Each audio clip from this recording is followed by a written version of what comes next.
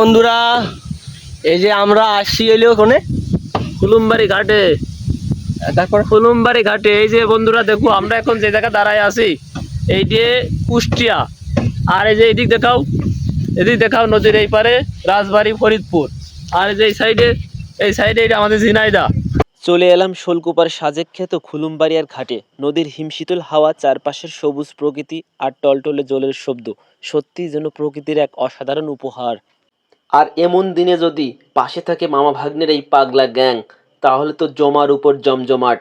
সবাই মিলে একসঙ্গে সময় কাটানো আর প্রকৃতির সৌন্দর্য উপভোগ করার আনন্দটাই কিন্তু একদম আলাদা। আমরা এই মামা ভাইয়ের টিম, আমরা আইছি ফুলুমবাড়ির ঘাটে। আর শুধু তো ঘাটে আসি হয় না, কিছু তো খাওয়া দাওয়া করতে হবে।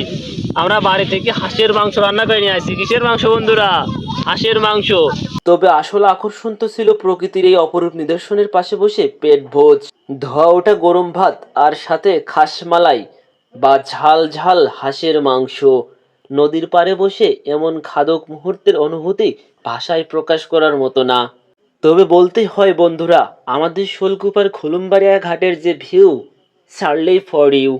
আমাদের শোলকুপার আকাশ বাতাস আর এই সুন্দর প্রকৃতি আমাকে শোলকুপাকে ভালোবাসতে বারবার বাধ্য করে। এই খুলুমবাড়িয়া ঘাটের একটা সৌন্দর্য হলো, এখানে আসলে একসাথে তিনটা জেলা দেখা যায়। একদিকে ফরিদপুর, একদিকে ঝিনাইদহ এবং একদিকে কুষ্টিয়া।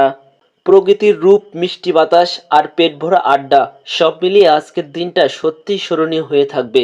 শোলকুপার খুলুমবাড়িয়া ঘাট থেকে আজকের মতো এখানেই বিদায়।